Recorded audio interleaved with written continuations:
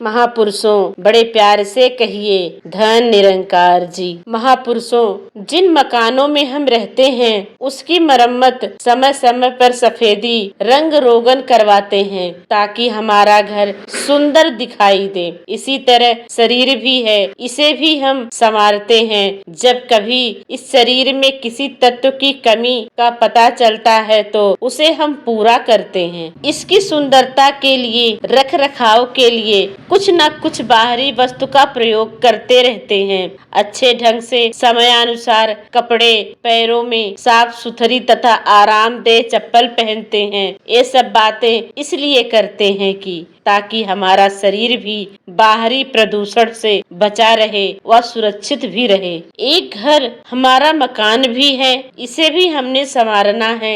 एक कुशल गृहिणी ही घर का हर तरह से ध्यान रखती है, घर की साफ सफाई का ध्यान रखती है। आजकल तो घरों में नौकर चाकर से ही सफाई आदि करवाने की रीति है, इसलिए गृहिणियां अपने इस कार्य के प्रति लापरवाह हो जाती हैं, जबकि ऐसा कदापि नहीं होना चाहिए। यदि साफ सफाई होगी तो परिवार में सभी निरोग रहेंगे।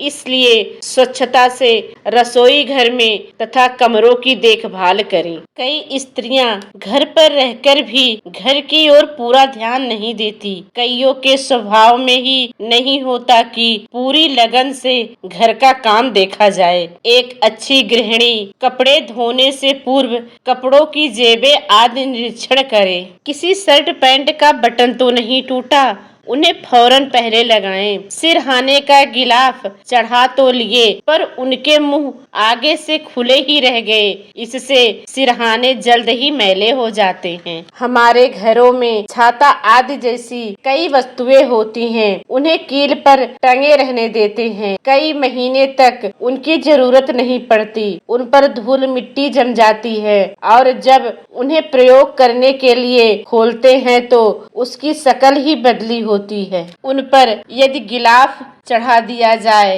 तो वे सुंदर भी लगते हैं और उनकी उम्र भी बढ़ जाती है। रसोई घर में कई बार लापरवाही बरती जाती है, जैसे गैस पर दूध या दाल रखकर भूल जाते हैं, जो उबल उबल कर वह गिरनी शुरू हो जाती है, जिससे गैस चूल्हा गंदा हो जाता है। यदि उसी समय गैस को साफ कर ले तो ठीक है, यदि ऐसा नहीं करते तो गिरी हुई दाल या दूध उस फ्रेम पर जम जाती है। बाद में उसे साफ करने में भी मुश्किल आती है और ना ही गैस के फ्रेम की पहली वाली शक्ल रहती है। घर की हर वस्तु सुंदर और साफ सुथरी पड़ी हो, हर चीज अपने ठिकाने पर हो तो स्वयं को भी सुंदर लगेगी। घर पर जब कोई अतिथि आए तो उसे भी अच्छा लगेगा तथा उस बहू की भी तारीफ भी होगी जिसने अपना घर अपने ढंग से सुंदर बनाया है। अमीरी और गरीबी में सुंदर घर बनाने में बहुत अधिक फर्क नहीं होता, सुव्यवस्थित घर ही सुंदर लगता है। बच्चों को भी साफ सुथरा रखना चाहिए, समय पर उनकी कंघी व कपड़ों का ध्यान करें। किसी को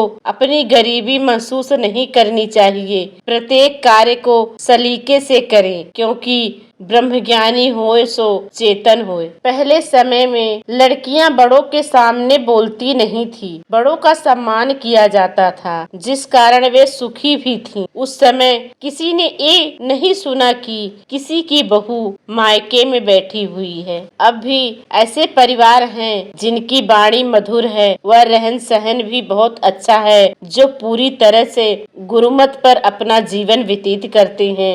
ऐसी स्त्रियां भी हैं जो अपनी समझदारी व बुद्धिमत्ता से घरों को सुंदर ढंग से चला रही हैं तथा परमार्थ का काम भी कर रही हैं। हमें भी इन स्त्रियों से प्रेरणा लेनी चाहिए। इस बात की आज भी जरूरत है। काम भी करो, खुश भी रहो, ताकि चेहरा खिला रहे। जो ज्ञान की रोशनी से मिली है, उस रोशनी के होते हुए कहीं ठोकरे ना खाएं। महापुरुषों बड़े प्यार से कहिए धन निरंकार जी।